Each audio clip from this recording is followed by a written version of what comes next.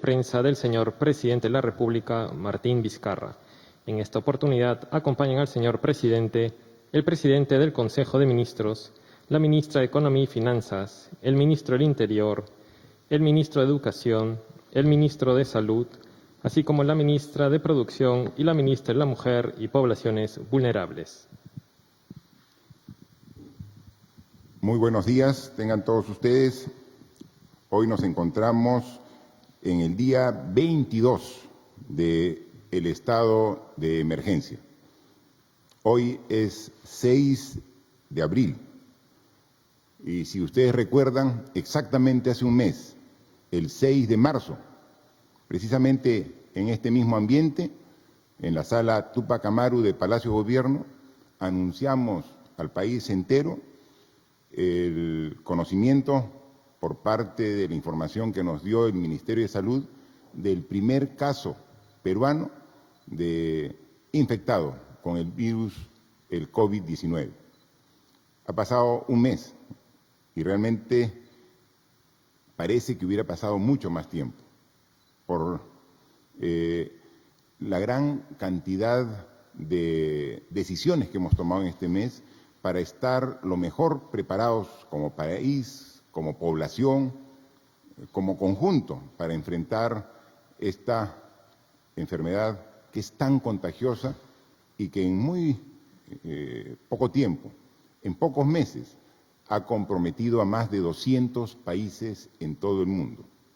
Empezó hace algunos meses en China, parecía tan lejano que llegue a nuestro continente, y pasando poco a poco por diversos países, llegó el 6 de marzo. Y cuando llegó, como era un caso de un ciudadano que había estado en Europa, se pensaba también que la posibilidad de contagio al interior era mínima. Y comenzó a expandirse esta enfermedad, primero en Lima, luego una región, luego otra, y ahora casi ha cubierto ya el territorio nacional. Esta enfermedad nos ha obligado a tomar decisiones difíciles, pero necesarias. El día 16 de marzo, a los 10 días del primer caso en el Perú, declaramos el estado de emergencia, que ahora estamos en el día 22 y que lo evaluamos muy a detalle respecto a los diferentes indicadores que nos muestran el nivel de evolución de esta enfermedad.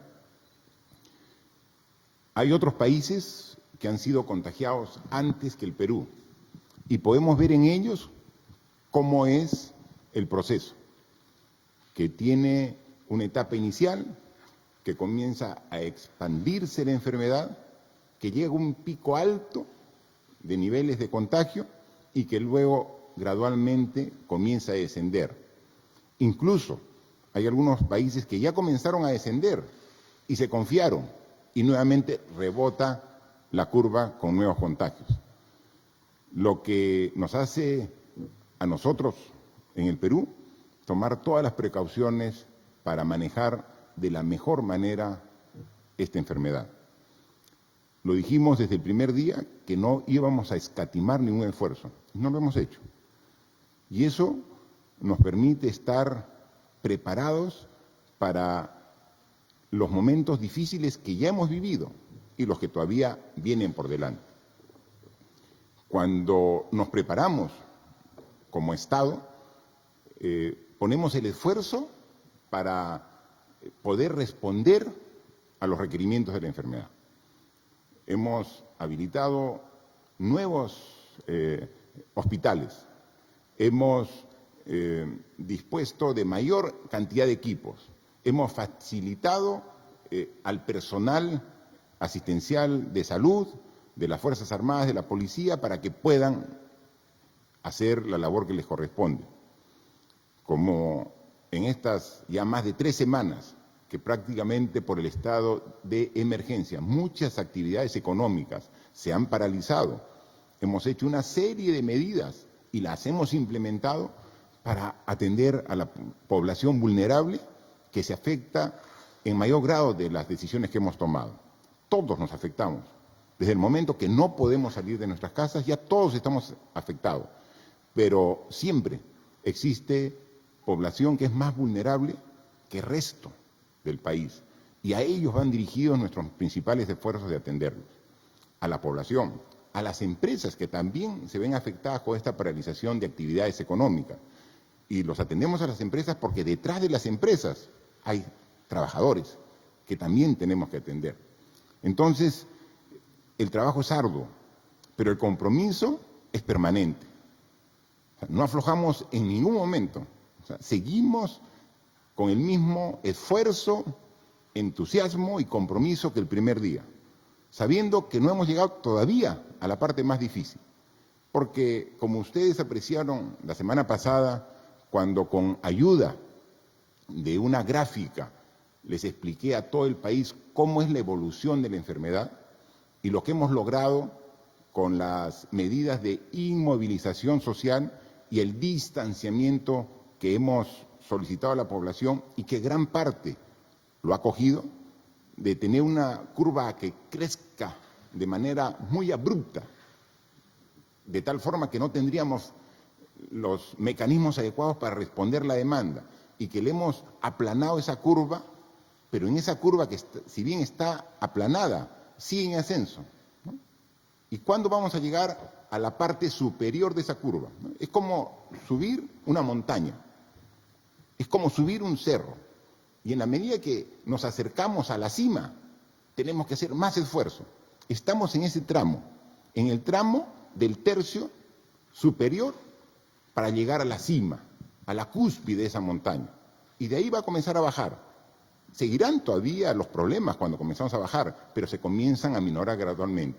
Pero todavía estamos en el tercio final del ascenso a esa montaña, y como los que hemos hecho ese tipo de ejercicios, cuando estás por llegar a la cima de un cerro, de una montaña, de una colina, es cada vez más difícil. Tenemos que hacer más esfuerzo, y cuando parece que estamos más cerca, tenemos que redoblar el esfuerzo para llegar y cumplir con el objetivo. Estamos en ello, ¿no? Y precisamente el ministro de Salud manifestaba que esta semana, o quizás dos, ¿no?, son difíciles, porque los casos van a incrementar aún más, y nos va a merecer la respuesta de todos los que tenemos que afrontar esta enfermedad de manera mucho más intensa. Pero sabemos lo que viene y estamos preparados para enfrentarlo. Eso es lo importante. Aquí, lo que sería crítico es, en primer lugar, no saber qué va a pasar, ¿no?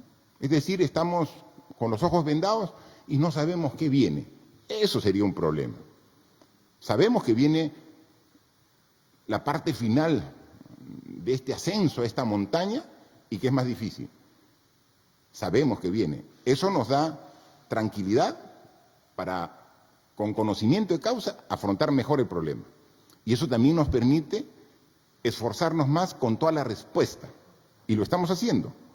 Hoy hemos tenido una larga jornada de trabajo con el ministro de Salud y su equipo, ¿no?, de su equipo que ve los diferentes aspectos que tiene que atender, ¿no?, con este comando de operaciones que tiene que ver a nivel nacional cuál es nuestra respuesta, ¿no? Y hemos visto, por ejemplo, que Lima, siendo la capital del país, siendo la ciudad con mayor población, estamos trabajando articuladamente, pero que en algunas regiones no estamos haciendo la articulación adecuada, que en algunas regiones falta un liderazgo regional claro, definido, para poder establecer las medidas específicas para cada región. Y le he encargado al ministro de Salud para que ponga con el equipo especial atención a algunas regiones y que vaya a esas regiones o envía personal altamente calificado para que haga esa gerencia y ejerza ese liderazgo. Porque, como hemos dicho siempre, a nosotros nos preocupan todos los peruanos y peruanas, y tenemos que ver por dónde los problemas comienzan a generar mayor preocupación para atender esos problemas, ¿no? Pero lo tenemos absolutamente evidenciado y monitoreado, y lo seguimos haciendo de esta manera. Entonces, ¿Que vienen 1 o 2 semanas difíciles? Claro que sí, nadie lo niega, pero estamos preparados para asumir los compromisos y los retos que nos demandan, porque nos hemos preparado desde el primer día y antes aún para atender este problema. Y en este proceso, como lo hemos dicho y siempre lo hemos aceptado, tenemos deficiencias. Deficiencias propias nuestras, claro que sí, pero deficiencias estructurales que vienen de hace décadas de nuestro sistema de salud y que ahora se evidencian ante una crisis tan grave como la que estamos pasando. ¿Y qué hacemos ante una deficiencia? ¿Ocultarla? Nunca. Tenemos que aceptar la deficiencia. Esquivarla tampoco. La única forma cuando encuentres una deficiencia, un problema, es enfrentarlo, y así lo hacemos. Y hemos encontrado deficiencias en algunos hospitales, en algunos procedimientos, en algunos protocolos, inmediatamente lo vamos corrigiendo. Deficiencias de coordinación, en algunos procesos de compra, encontramos, inmediatamente los corregimos. Y vamos a insistir en que este último esfuerzo que tenemos que llevar adelante todos los peruanos, lo tenemos que hacer en unidad.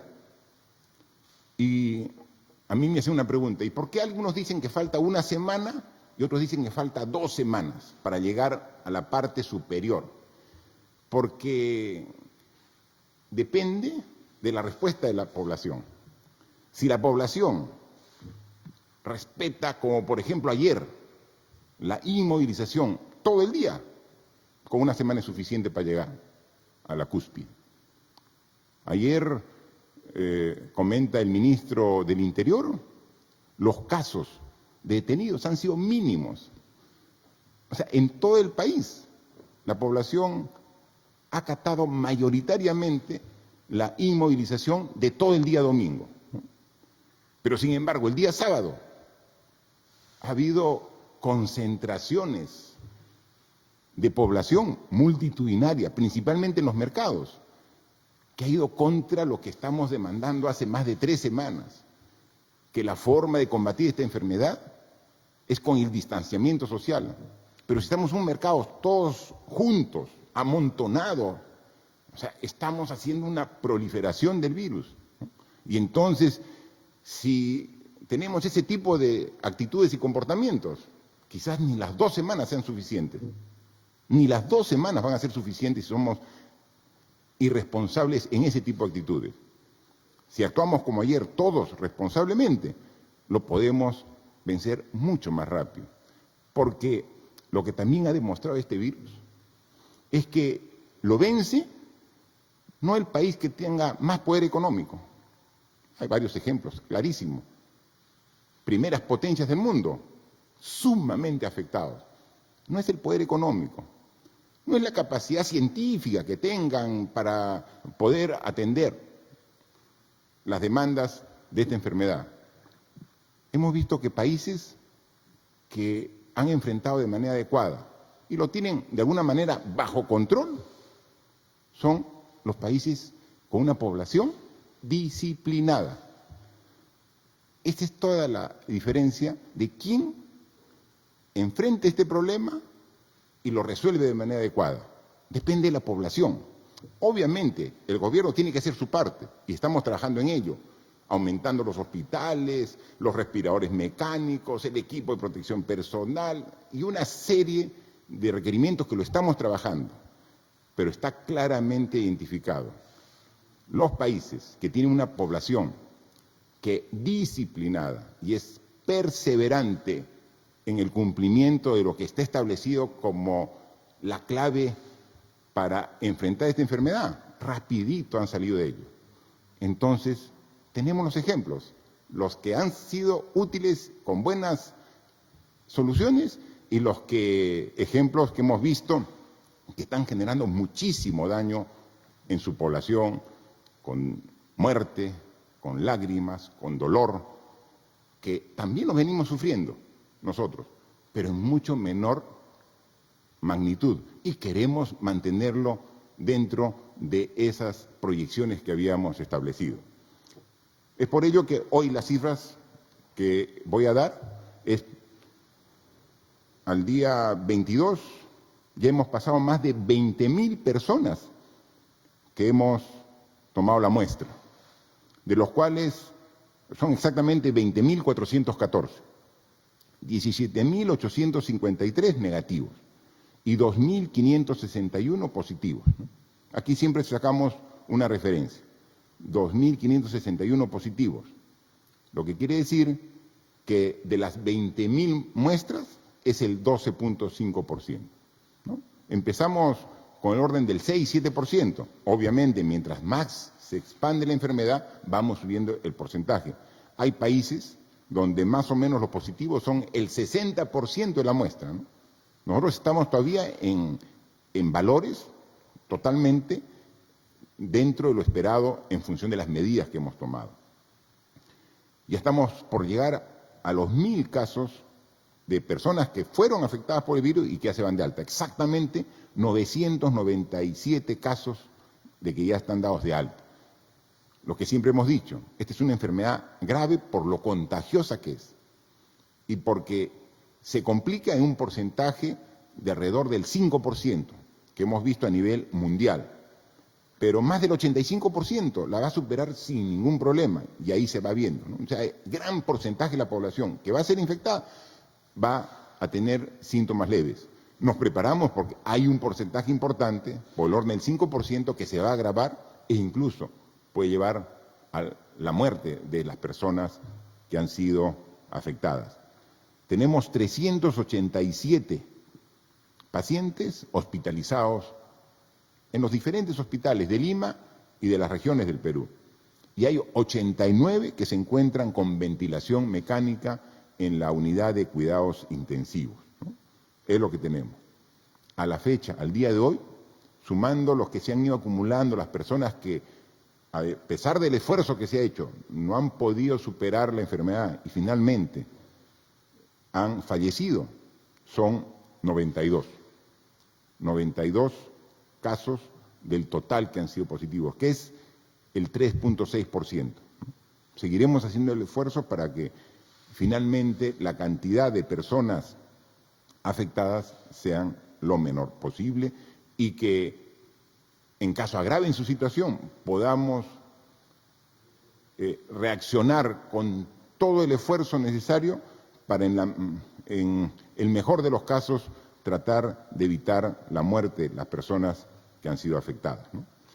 Hay que comunicar también que, como le decía, el día de ayer, a nivel nacional, han habido 882 personas detenidas cuando ese número era superado en días anteriores solamente en cada una de las regiones donde había más detenidos, ¿no? Sin embargo, ya tenemos más de 51.000 personas que han sido detenidas en toda esta etapa de estado de emergencia, ¿no?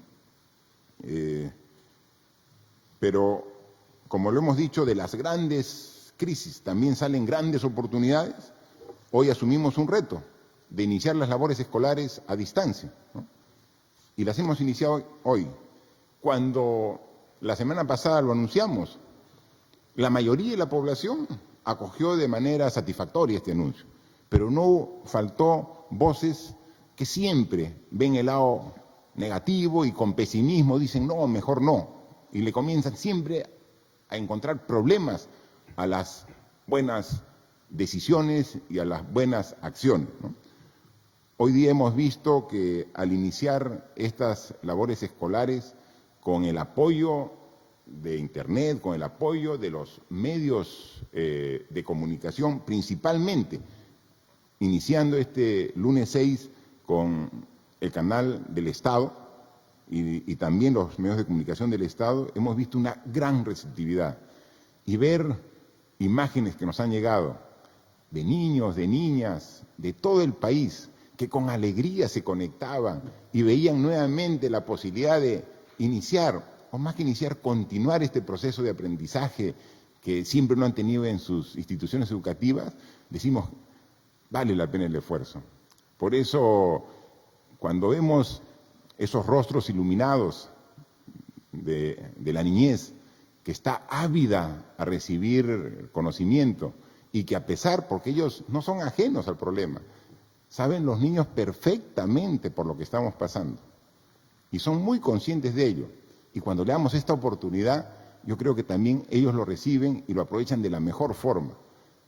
En este proceso seguramente van a haber, como siempre, algunas dificultades y deficiencias. Lo estamos evaluando y monitoreando para corregir, pero sobre este inicio de clases escolares, yo quisiera que Martín, el ministro de Educación, nos pueda dar un poco más de información, cómo hemos empezado y qué perspectivas tenemos como educación al respecto, por favor. Muchas gracias, presidente. Efectivamente, el día de hoy hemos empezado el año escolar en su fase remota, no presencial, a distancia. Hemos empezado con todo, con todas las energías, con la unidad de muchos actores del sector. Los profesores están ya comprometidos con esta tarea, los padres de familia también están comprometidos, los directores por igual. Las direcciones regionales de educación nos han apoyado enormemente a llevar los mensajes hacia los distritos, hacia los colegios de los centros poblados, y en ese sentido podemos decir que hemos iniciado el año escolar con una respuesta muy positiva de todos los actores. Usted ya lo ha dicho, presidente, hay imágenes muy bonitas, ¿no?, de niños, de niñas, en diferentes ámbitos del país, en ámbitos rurales, en ámbitos urbanos, en casas, fuera de las casas, con una radio, con un celular, con el televisor, con la internet, todos en una idea de aprender, de aprovechar esta oportunidad, y en ese sentido yo quisiera también referirme a todos los niños y adolescentes que también han sido héroes y heroínas en todo este proceso. Ellos han estado respetando todo el confinamiento, han tenido que dejar de jugar en el espacio libre, de salir a jugar al fútbol, al vóley, a lo que sea, por respetar esta decisión del gobierno. Han sido y son también héroes, heroínas, están protegiendo a sus abuelos, a sus abuelas, y ahora uno los ve con unas ganas de aprender que realmente nos emociona enormemente y nos llena de energía para seguir trabajando intensamente. Sabemos que tenemos todavía que mejorar, sabemos que tenemos que asegurar que lleguemos a todos los niños del Perú, pero yo le quiero garantizar, presidente, que vamos a hacer todo el esfuerzo para que efectivamente eso se dé de esa manera. No vamos a dejar de preocuparnos que todos los niños, niñas y adolescentes puedan tener la oportunidad de aprender. Ese es el reto que hemos asumido y estamos seguros que estamos avanzando en esa línea. Gracias, ministro. Y efectivamente, hemos empezado las clases hoy en la mañana para primaria, para el nivel primaria. Y la información es que ya más de 1 millón de usuarios, de estudiantes se han conectado. O sea, además de los que siguen por televisión y por radio en los sitios más remotos. En consecuencia, vemos que dentro de la situación difícil, compleja que estamos, siempre hay espacio para satisfacción y para buenas noticias que nos dan pues el ánimo de seguir trabajando en este gran esfuerzo, porque sabemos que nuestro país es un país que tiene futuro, que tiene un problema serio en este momento como todo el mundo, pero que vamos a salir con la fuerza propia de nosotros, los peruanos. También manifestarles algo sumamente importante, que hoy día ha salido publicado en el peruano el decreto legislativo número 1445, el 1445. Aquí están las normas legales del peruano. ¿Y de qué se trata? Es el decreto legislativo que crea el programa Reactiva Perú, para asegurar la continuidad en la cadena de pagos ante el impacto del COVID-19, ¿no? Es sumamente importante esta norma que hemos dado como Ejecutivo, aprobado en Consejo de Ministros, que es la primera norma que damos a expensas de las facultades que nos ha dado el Congreso de la República para legislar. Recuerden que le pedimos hace algunos días, el Congreso se reunió y nos dio estas facultades. Esta es la primera norma con carácter de decreto legislativo que hemos emitido. Y es sumamente importante, ya lo dijimos la semana pasada, dimos un adelanto, porque significa la garantía del Ministerio de Economía y Finanzas de 30.000 millones de soles para que el sistema pueda seguir funcionando. Es decir, garantía para que las empresas puedan seguir funcionando. O sea, esto va a ser muy poderoso, porque así como tenemos que hacer todo el esfuerzo a través del sector salud para poder atender las demandas de esta enfermedad, que cada vez son más grandes y cada vez tenemos que esforzarnos más para estar a la altura de la demanda del COVID-19, sabemos que también tiene efecto en la economía y entonces el esfuerzo grande del sistema de salud tiene que ir de la mano con un esfuerzo grande en la economía para evitar el menor daño también a todos los peruanos en su economía. Entonces, estos 30.000 millones de soles que como garantía da el Ministerio de Economía y Finanzas va a posibilitar dar créditos a más de 350.000 empresas, de las cuales 314.000 son empresas pequeñas de menos de 10 trabajadores, que son las que ahora dicen, ¿y qué hago? No vendo, no doy ningún servicio y entonces necesito un apoyo financiero para continuar trabajando en los días posteriores. Este es el apoyo que nosotros como Ejecutivo damos con esta garantía de 30.000 millones dirigida a esa gran cantidad de empresas. Es sumamente importante porque esto permitirá que no se rompa la cadena de pagos, que las empresas puedan seguir atendiendo a sus trabajadores, a sus proveedores, y los proveedores, que son empresas más pequeñas, puedan seguir atendiendo a sus trabajadores y a sus proveedores. Y así, por eso llamamos cadena, porque es en cascada, vamos atendiendo, pero también va directamente a la grande, a la mediana, a la pequeña, a la micro. Los 30.000 millones de soles atiende a todas las empresas, principalmente, más de 300.000 a las pequeñas empresas de menos de 10 trabajadores. Así que es sumamente importante que ya esté formalmente publicado en el Diario Oficial Peruano y lo que queda el Ministerio de Economía y Finanzas inmediatamente, en coordinación con el Banco Central de Reserva, con la Superintendencia de Banca y Seguros, trabajar el reglamento para la aplicación inmediata de esta norma, ¿no? Luego también, esta norma recién ha salido ahora, pero ya hemos sacado normas la semana pasada para atender también a las empresas en cuanto al subsidio de la planilla, porque hay empresas que ya tienen 3 semanas paradas y todavía va para una semana más y tienen planilla y dicen, ¿cómo hago para atender la planilla? El gobierno está atendiendo a ellos y también ve este tema. Y también ya sacamos nosotros una norma anterior para dar un fondo de apoyo empresarial para pequeño y microempresas. Esos dos temas que son muy importantes porque son los que permiten la continuidad del sistema para que los daños que genera esta enfermedad puedan ser atendidos de manera adecuada también en la economía, que nos pueda indicar la ministra de la Producción, Rocío, algunos detalles sobre cómo va el avance de estos aspectos que son tan importantes. Gracias, presidente. Como bien señala, ya la semana pasada nosotros emitimos el decreto de urgencia del Fondo de Apoyo Empresarial, el FAEMIPE, con el objetivo de otorgar créditos para capital de trabajo para las pequeñas y microempresas, así como también para la reprogramación de sus deudas que pudieran tener en el sistema financiero. En ese sentido, presidente, hasta la fecha ya se han firmado 11 convenios con cajas rurales y municipales y podemos mencionar que hasta la fecha ya se desembolsaron 26 millones, por ejemplo, para la Caja Arequipa, que va a beneficiar a 3.348 beneficiarios. Y el día de hoy, presidente, se estará también desembolsando 16 millones para Financiera Efectiva, que podrá beneficiar a 2.800 beneficiarios y así vamos avanzando, presidente.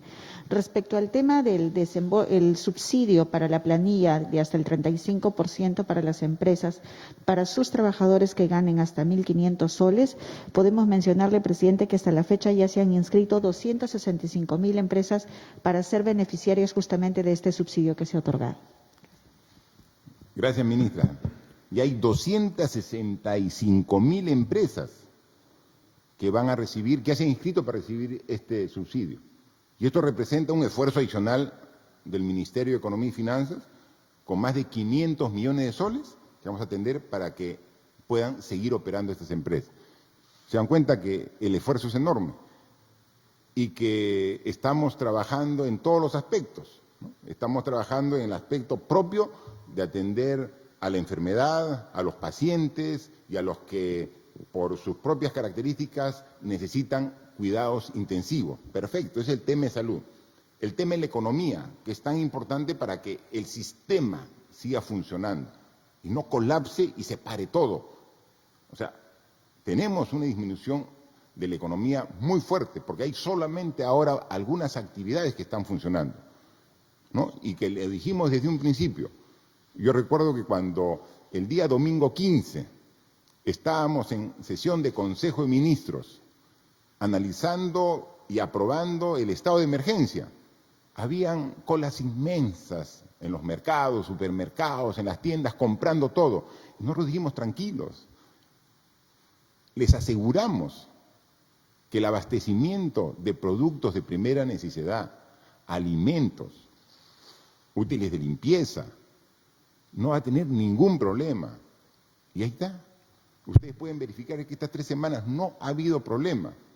Siempre ocurre alguien que se quiere aprovechar y comenzó la especulación y comenzaron a subir precios de algunos productos. Le dijimos tranquilo, porque estamos coordinando con el sector productivo en el campo y vemos que la producción continúa normal y estamos garantizando que esa producción llegue a los mercados, a los mayoristas, y de ahí de los mayoristas llegue a los minoristas donde va la población.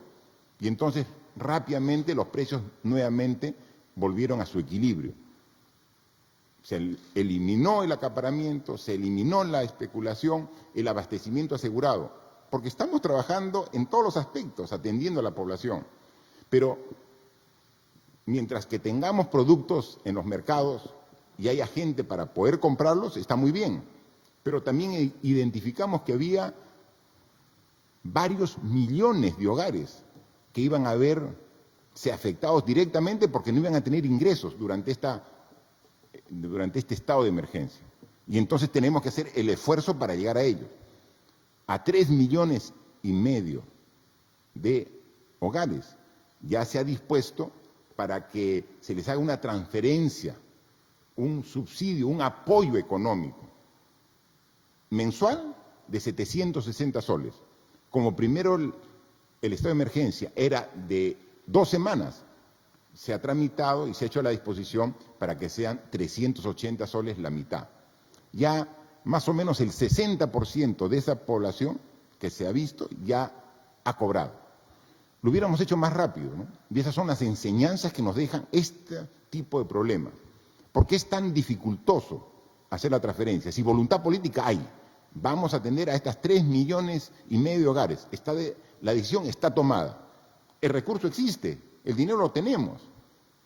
Lo difícil es la transferencia, porque cuando vemos este 3,5 millones de hogares, ni 1 millón, siquiera ni 1 millón, tiene cuentas en un banco, ni en el Banco de la Nación. Quería hacer algo básico y fundamental. Ahí sería fácil agarrar y transferir a todos a su cuenta. Y pueden ir con su tarjeta y sacar de cajero o pueden ir a una ventanilla y sacar el dinero. Pero como no hay, y es parte de lo que tenemos que ver, queremos llegar a un nivel donde todos los hogares puedan tener su tarjeta de ahorros, donde podamos como Estado, en circunstancias como esta o en cualquier otra, poder hacer una transferencia directamente bancaria. Pero esas deficiencias en el sistema para poder hacer la transferencia de este apoyo económico no puede generar en nosotros una decisión como es difícil transferir, no lo hacemos. Con mayor razón tenemos que hacerlo, porque esas personas tenemos que llegar. Y lo que estamos ahora evaluando y estamos viendo con el Ministerio de Desarrollo e Inclusión Social, con el Ministerio de Economía, es que a pesar del gran esfuerzo que ya hemos hecho para llegar a estos 3,5 millones de hogares, que todavía está en proceso de pago, todavía no hay algunos que no han recibido, pero está en proceso un poco dificultoso por esta falta de tener esta operatividad bancaria para hacerles más rápido. Lo estamos haciendo, pero hemos visto el padrón nacional de hogares y vemos que hay un sector que en la primera lectura que se hizo del total se veía como no vulnerable, pero ya después de 3 semanas o un mes sin ingresos se convierte en vulnerable. Entonces tenemos que hacer una revisión del padrón general y hacer un esfuerzo adicional que en esta semana lo estamos definiendo para que los hogares que no han sido incluidos en estos padrones también puedan ser. Quizás por deficiencia en el último censo, que no llegaron a los hogares más alejados en las ciudades. Hay hogares que están ahí, en las alturas de los cerros, que han tomado ubicaciones, zonas de difícil acceso, pero no porque sea de difícil acceso su vivienda, dejan de ser peruanos. A ellos tenemos que llegar. Si no llegaron o no llegó el Estado para censarlos en su oportunidad, llegaremos ahora para también atenderlo. ¿Va a ser complejo? Va a ser complejo. ¿Qué mecanismo? Lo estamos estudiando, el mecanismo. Y eso seguramente el día martes, mañana o el miércoles estaremos anunciando cuál va a ser el mecanismo, pero también vamos a ver. Aquí nadie se puede quedar fuera de este apoyo solidario que como Estado queremos dar a las familias más vulnerables que requieren el apoyo de su Estado en este momento. Y así como trabajamos al interior del país, vemos también hacia el exterior los buenos resultados que han tenido algunos países y estamos en contacto con ellos. Hoy día tenemos una reunión de videoconferencia con los países de la región, de América del Sur, y ahí vamos a intercambiar algunas de nuestras experiencias para tratar siempre de buscar tener la mejor posición. Pero también hemos visto que hay 2 países que a nivel mundial tuvieron muy buena respuesta. Uno fue China, donde se inició esta epidemia que luego se tornó en una pandemia, ¿no? En la medida que fue afectando a todo el mundo. Y entonces les indiqué que la semana pasada recibí una comunicación del presidente Xi Jinping, presidente de China, y con él estamos coordinando para un intercambio de experiencias y el apoyo de este país que ya tiene una experiencia en esta enfermedad y que puede dar no solamente su conocimiento, sino también un tipo de equipos y accesorios necesarios. Ayer, en horas de la noche, tuve la oportunidad de conversar telefónicamente con el presidente de un país que ha tenido una respuesta muy eficiente ante esta epidemia, el COVID-19. Me refiero al presidente Moon Jae-in, es el presidente de Corea del Sur. Con él, ayer en la noche, conversamos por un poco más de 20 minutos, donde intercambiamos la experiencia que ellos tienen con el esfuerzo que estamos realizando nosotros. Y hay un compromiso de apoyar, primero desde el punto de vista científico, con la data, cómo ha ido evolucionando la enfermedad en Corea para tomar como referencia en función de las proyecciones que estamos haciendo. Y 2, también en toda su tecnología, ¿no? Ellos tienen propio desarrollo de tecnología para poder afrontar desde el punto de vista científico esta epidemia y hay el compromiso de trabajar muy coordinadamente. Así que estamos recurriendo a todo el esfuerzo propio nacional. El día sábado estuvimos en el Hospital Naval, en Avenida Venezuela, y vimos ya el primer respirador artificial que había producido la Marina con apoyo de la academia, y ya tenía y lo estaba funcionando y aprobado ya por todas las instancias del Ministerio de Salud. Entonces, tenemos que ver cómo nos apoyamos con países desarrollados que producen tecnología, pero también aprovechar esta oportunidad para generar tecnología propia. Así que no escatimamos ningún esfuerzo y seguiremos trabajando en este sentido para lograr superar un momento que va a ser parte de la historia de la humanidad, ¿no? Este COVID-19 marca un hito en la historia, no del Perú, de la humanidad, donde cambia la forma de respuesta como sociedad ante un problema tan complejo. Somos parte de esa historia y queremos responder con el reto que la historia pone en nosotros, con la fuerza que requerimos. Y vamos a hacerlo con la ayuda más que de la tecnología, de la ciencia, que es necesaria implementar, con la ayuda de todos ustedes. Es fundamental. Si logramos, como hemos pedido desde el principio, su apoyo solidario, su apoyo responsable, su apoyo de verdad en estos momentos difíciles, vamos a cortar los tiempos para poder superar esta enfermedad tan difícil, pero que con la respuesta de todos vamos a cortar los tiempos y vamos a minorar el daño que podría afectar, pero que si lo hacemos de manera conjunta, tengan la seguridad que la respuesta va a ser mucho más satisfactoria. Yo dejo a los medios de comunicación que hacen sus preguntas de manera virtual y con gusto con los ministros para poder resolverlas. Gracias, señor presidente. Iniciamos entonces la ronda de preguntas virtuales. La primera pregunta es del medio de comunicación Periodismo Urbano de Cajamarca. Y la pregunta dice, teniendo en cuenta que se busca evitar romper la cadena de pago, ¿qué va a pasar con las deudas a los proveedores que tienen los gobiernos regionales y locales?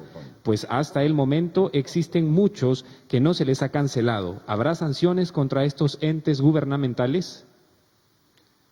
Gracias. Por favor, la ministra de Economía y Finanzas, si puede responder esa pregunta. Gracias.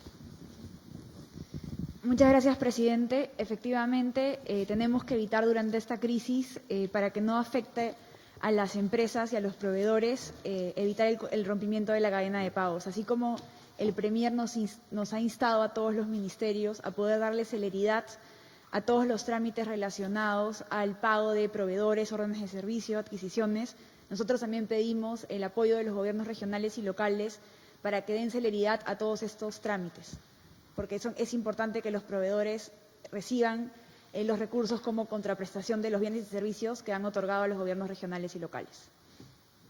Gracias. La siguiente pregunta es de Portal Útero. La pregunta dice, conforme con la quinta disposición transitoria de la Ley de Radio y Televisión, que dice lo siguiente: de conformidad con lo establecido en el último párrafo del artículo 14 de la Constitución Política, los medios de radiodifusión colaborarán con el Estado en la educación y la formación moral y cultural, destinando un porcentaje mínimo dentro de su programación a estos contenidos, que será establecido por los propios radiodifusores. El Gobierno dispondrá, como es legal, de la señal de los canales de televisión de señal abierta para transmitir la franja educativa para llegar a aquellos niños que no cuentan con servicio de Internet o computadora en casa? Bien, creo que nuestro ministro de Educación al respecto, como hoy empezamos, tiene una noticia, creo, importante sobre el compromiso de los medios de comunicación privados, porque los medios de comunicación estatales están 100% comprometidos y por eso es que hemos iniciado hoy este tipo de clases escolares a distancia, pero este tipo de decisiones, en la medida que tenga el respaldo de todos, va a ser mucho más efectivo. Ministro, por favor.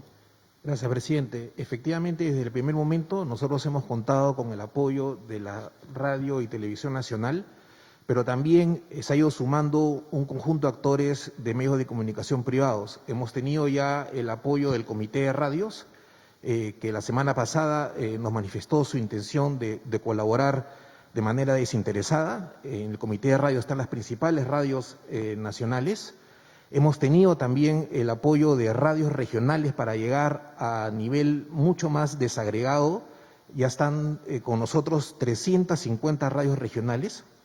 Y efectivamente el día de hoy puedo anunciar que la Sociedad Nacional de Radio y Televisión del Perú se ha comprometido con dar 1 hora diaria al proyecto, a la estrategia Aprendo en Casa, en sus principales canales, el canal 2, el canal 4, el canal 5, el canal 9 y el canal 13. Con eso tenemos a los medios de comunicación apoyando la estrategia Aprendo en Casa y nosotros estaremos ya empezando la producción para poder cubrir los contenidos en esta franja adicional que vamos a tener con los canales privados. Bien, ministro, en estos momentos de crisis, de emergencia, todos tenemos que poner lo mejor de nosotros, ¿no? Y cómo los medios de comunicación no van a hacer lo propio. Qué bien que hayan ofrecido esta hora diaria de su programación comercial para la educación de la niñez, que es tan importante. Así que a partir del próximo lunes, no solamente será todo el aparato del Estado el que pondrá su señal para educar, inicial, primaria y secundaria, sino contará también con todo el apoyo de los medios de comunicación privados, comerciales, que se suman a esta propuesta del Ministerio de Educación en beneficio de la niñez.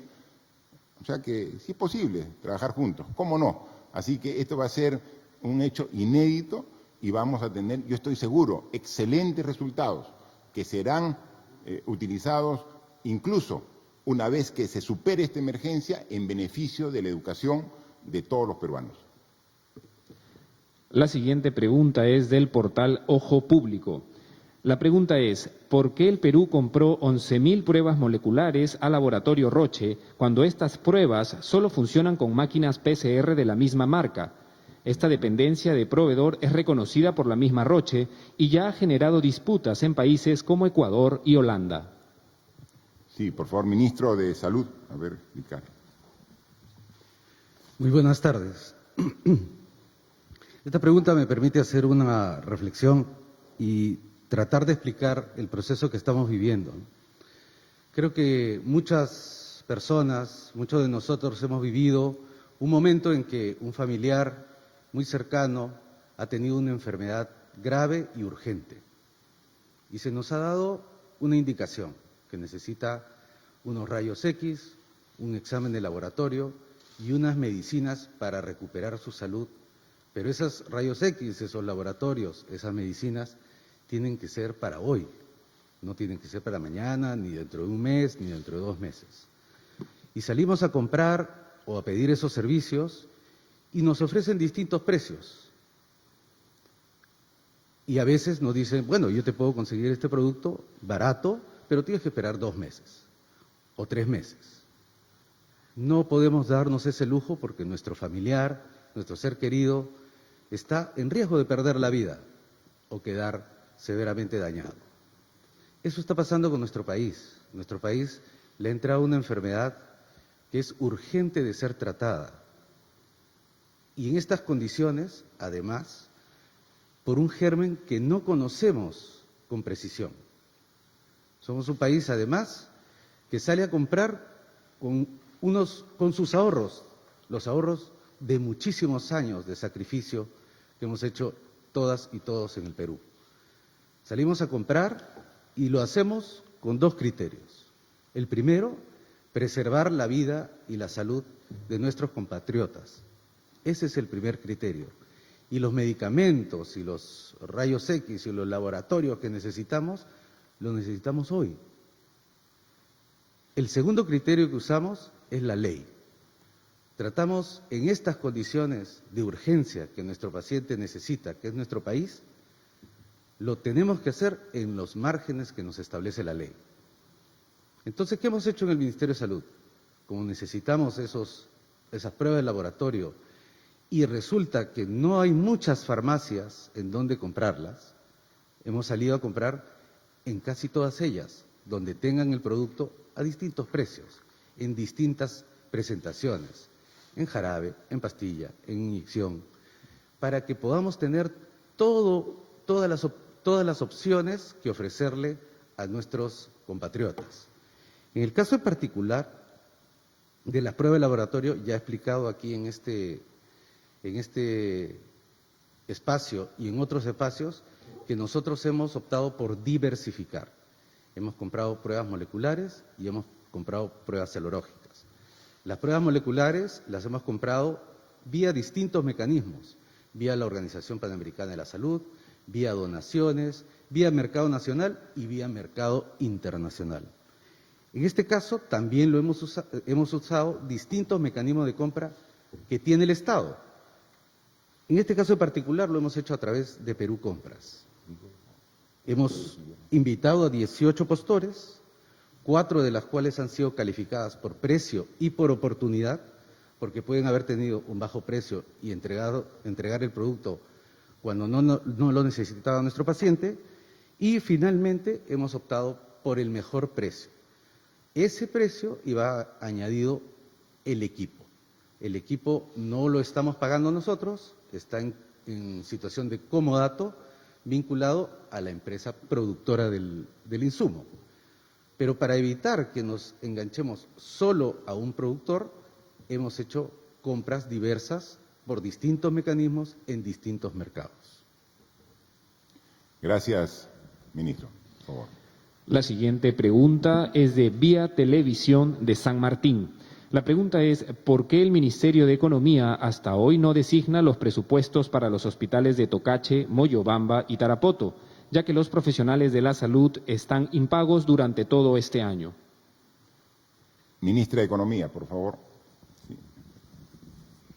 Gracias por la pregunta. Los presupuestos para las unidades ejecutoras a lo largo del territorio nacional se aprueban con la aprobación del presupuesto inicial de apertura, que está directamente relacionado con la aprobación de la ley de presupuesto. Es decir, el 1 de enero ya se cuenta con presupuesto disponible para hacer todos los gastos y durante el año, siempre con adecuado sustento, se tiene el marco legal para poder transferir recursos adicionales. En el caso del Gobierno Regional de San Martín, específicamente las unidades ejecutoras de salud, al día de hoy tienen un presupuesto modificado de 272 millones y en las últimas semanas, con la resolución ministerial 096 y el decreto de urgencia 026, se le ha transferido 1.4 millones adicionales. Ya hemos dicho antes que no vamos a escatimar los recursos que sean necesarios y en ese contexto, desde el jueves ha llegado una demanda adicional al Ministerio de Salud que estamos evaluando.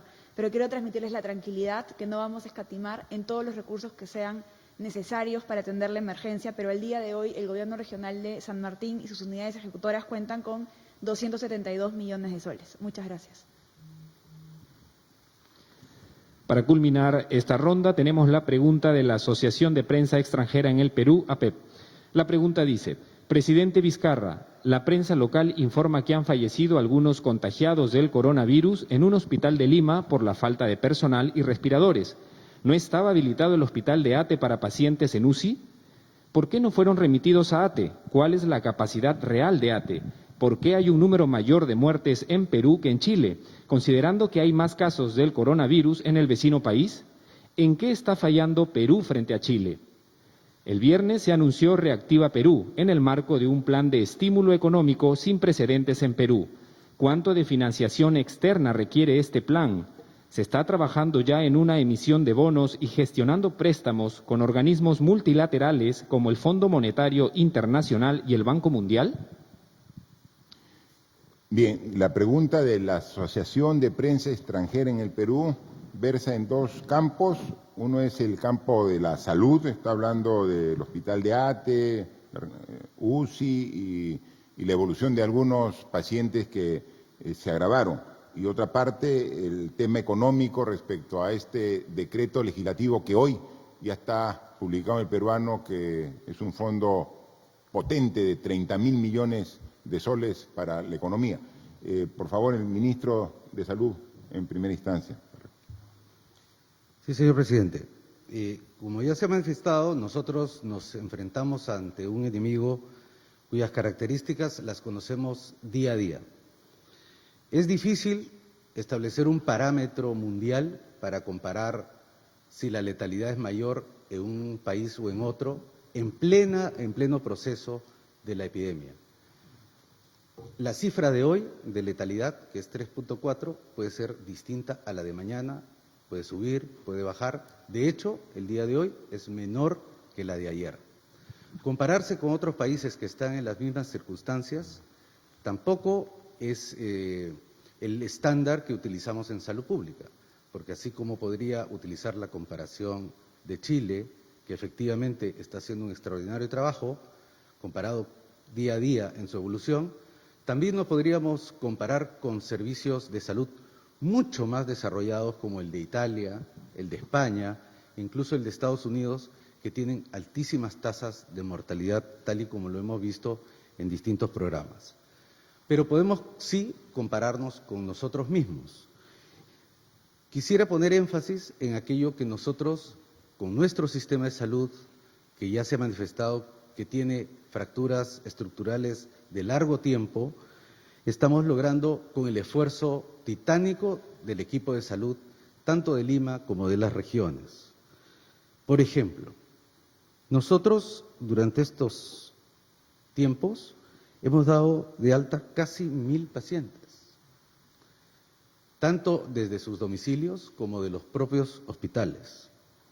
De los 387 hospitalizados, 291 de ellos, la gran mayoría, se encuentran en una evolución estacionaria. 21 tienen una evaluación favorable. Es cierto, hemos tenido y seguramente seguiremos teniendo fallecimientos, tanto por las debilidades del sistema como por la violencia con que este virus ataca a las personas mayores y con severas deficiencias de su sistema inmune.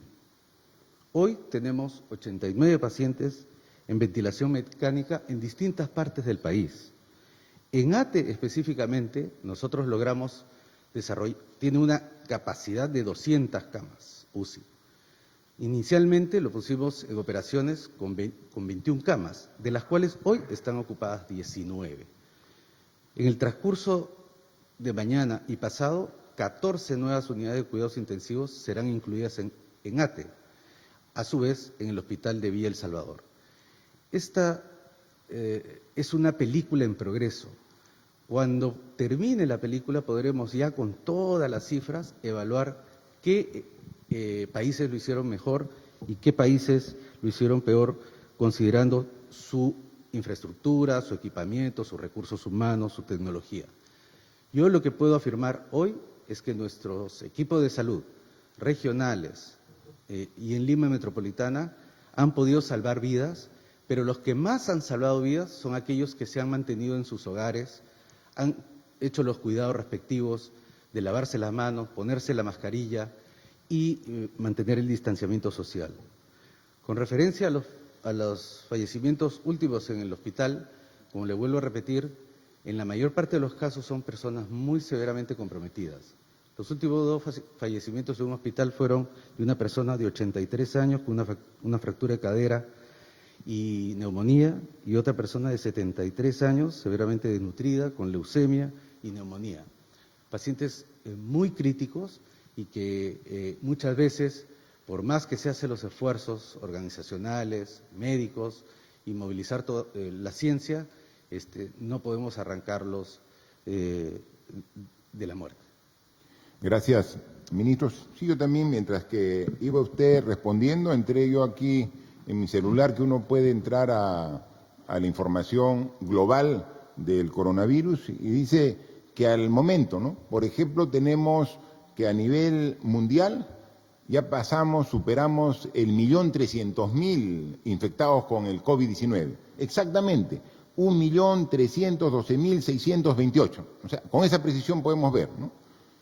Y así como tenemos esa información global de cuántas personas en todo el mundo, de ahí está parte de ese 1.312.628 infectados, están pues los 2.561 del Perú, está nuestra contribución ahí al 1.300.000. Pero también entramos a esta misma información cuántas personas lamentablemente ya han fallecido en el mundo por esta enfermedad. Y tenemos que son 72.636. Lamentablemente, ya ha cobrado 72.000, más de 72.000 muertes esta enfermedad en los pocos meses que está afectando a toda la humanidad. Entonces uno hace una división simple, 72.636, entre 1.312.628, 5.5%. ¿no? Más o menos la letalidad que a la fecha, porque esto es dinámico, seguramente dentro de una semana, dentro de un mes, de acá a un año se va a hacer el análisis general. La letalidad es que el 5.5% de los infectados lamentablemente fallece. Esto es a nivel mundial. Nosotros tenemos nuestras cifras acá del Perú. En el Perú tenemos 2.561 casos positivos. ¿Y cuántos han fallecido? Lamentablemente, porque cada muerte nos duele. Cada muerte como peruanos la sentimos. Han fallecido 92 personas, ¿no? Dividimos 92 entre 2.561, es 3.6%. 3.6% de letalidad en el Perú respecto a 5.5% de letalidad en el mundo. Casi 2 puntos porcentuales menos, ¿no? ¿Qué tenemos que lograr? Mejorar día a día. Y por eso no nos comparemos con uno o con otro, porque vamos a tener 200 países para poder compararnos.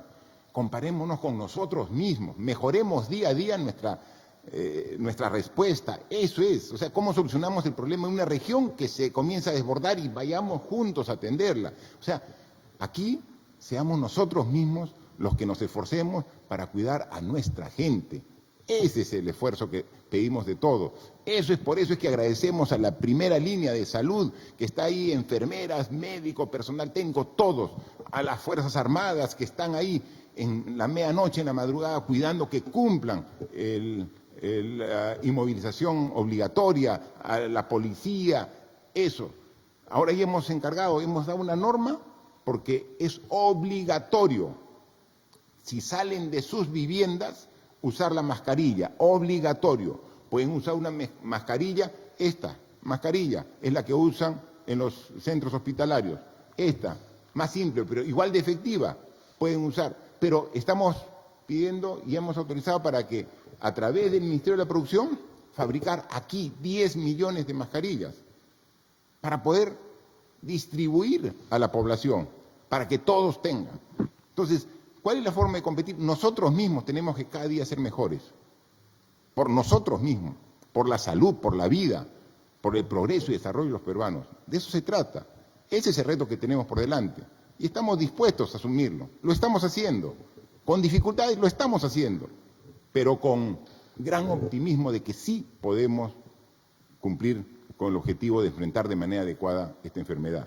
Pero bueno, me olvidaba que había una segunda parte de la pregunta, por favor, ministra de Economía. Respecto específicamente a Reactiva Perú, recordemos que la liquidez viene del Banco Central con una garantía del Tesoro Público. Al día de hoy, esto se computa como un pasivo contingente y si en el futuro se activa la garantía, es decir, si efectivamente el Tesoro Público tiene que poner recursos, sería con endeudamiento. Como sabemos, tenemos endeudamiento de multilaterales y también en el mercado de capitales a tasas muy favorables, entre 2 y 4%. Eso es respecto a Reactiva Perú. Respecto al paquete grande que tenemos que considera la contención y la reactivación económica, hemos hablado de 12 puntos del PBI, pero esto incluye 4 tipos de instrumentos. Primero, las garantías, que está directamente relacionado a Reactiva Perú. Segundo, el ahorro privado. Recuerden que hemos permitido el acceso a fondos de las personas, como su CTS, su AFP. Tercer lugar, medidas de alivio tributario. Hemos prorrogado el pago de impuestos y en el marco de la delegación de facultades nos hemos dado un marco legal para poder evaluar algunas medidas de beneficios tributarios para los sectores más golpeados. Y el cuarto elemento es el gasto público. ¿Cómo vamos a financiar este gasto público? Primero, con reasignaciones presupuestales. En la medida que vamos aprobando decretos de urgencia, dispositivos legales, vamos adecuando el presupuesto. Segundo lugar, con nuestros activos. Nosotros tenemos como país ahorros en diferentes cuentas, tenemos activos, entonces eso también lo vamos a utilizar. Y también con endeudamiento. Como endeudamiento tenemos acceso a líneas contingentes de las multilaterales, pero también como gobierno, no solamente ahora, sino es una práctica que tenemos siempre, estamos evaluando las condiciones óptimas del mercado para ver si es necesario salir una emisión de bonos. Eso es algo que lo hacemos siempre. Recuerden el año pasado cuando la región tenía un problema de convulsión social y política, salimos con una emisión de bonos con tasas muy favorables, rompiendo récords.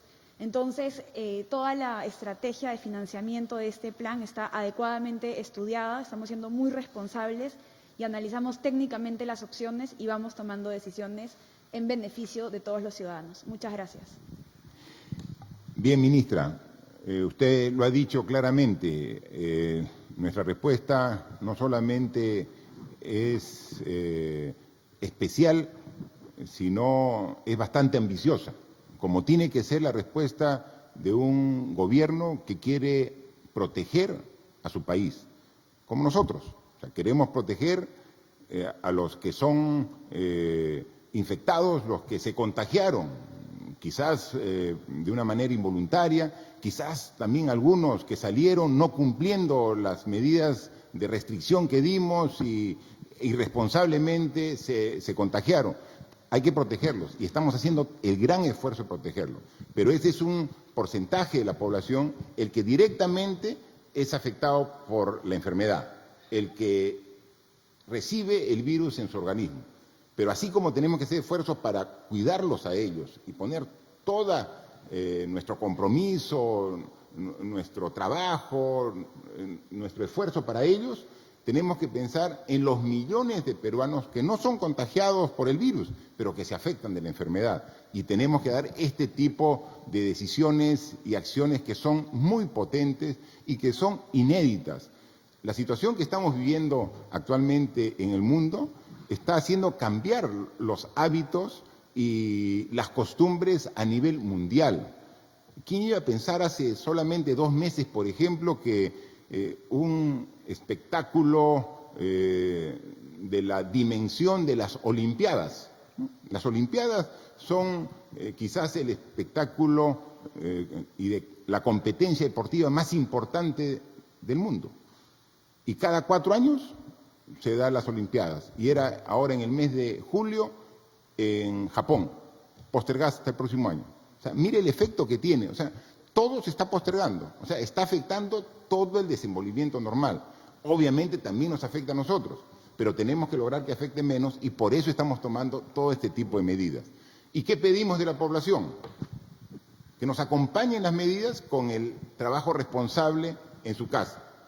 Nosotros hemos dado unas normas para que lunes, miércoles y viernes solamente puedan circular los hombres, martes, jueves y sábado las mujeres. Pero cuando decimos eso, lo decimos con absoluta claridad.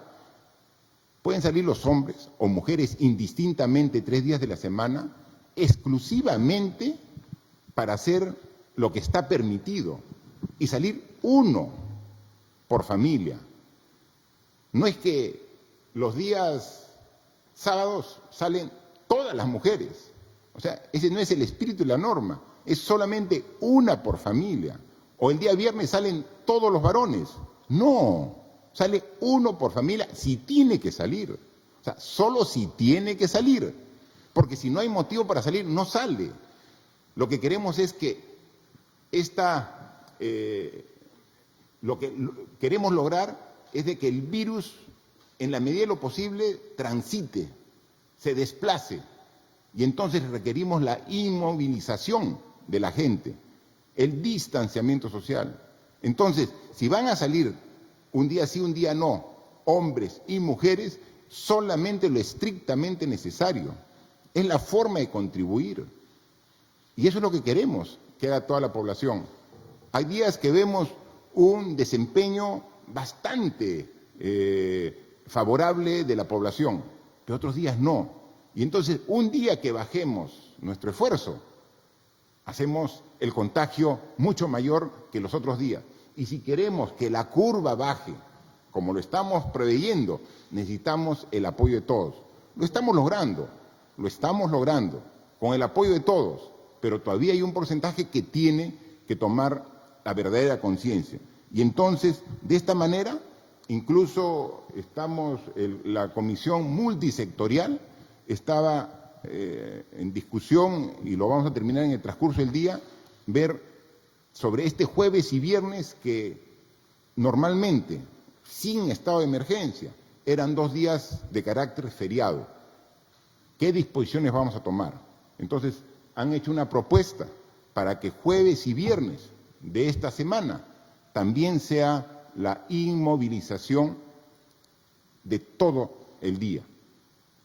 Comprendería un día más de hombres y un día más de mujeres, porque jueves estaba permitido que puedan salir las mujeres y el viernes los hombres, dado que esos 2 días, como ustedes saben perfectamente, en una situación ordinaria, normal, eran días feriados, donde había una reducción significativa del tránsito de las personas.